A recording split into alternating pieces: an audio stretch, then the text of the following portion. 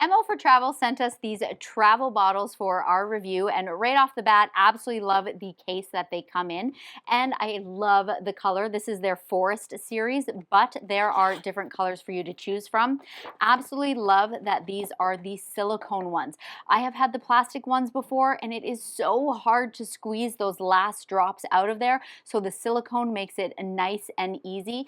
Look how big the top is here to refill it, makes it super simple, and my favorite part here, of course, the lid, the squeeze part here, it has that little valve, so it's going to be no drip, of course. You've got all of your labels here, so you can put those. I think because of the silicone, when it gets wet, the labels might come off. I will probably put mine on the lid up here, or maybe just somewhere here around the plastic. But let's just go ahead and see how easy this is to fill one up. Let's check that out. So I just love the size of that, makes it super simple. And we're gonna put it on, whoops, let's not drop that. We'll put it on and make sure we have a no spill, no drip. So it's sitting like that, nothing's coming out. Let's open it up. Look at that, beautiful, no drip, no spill.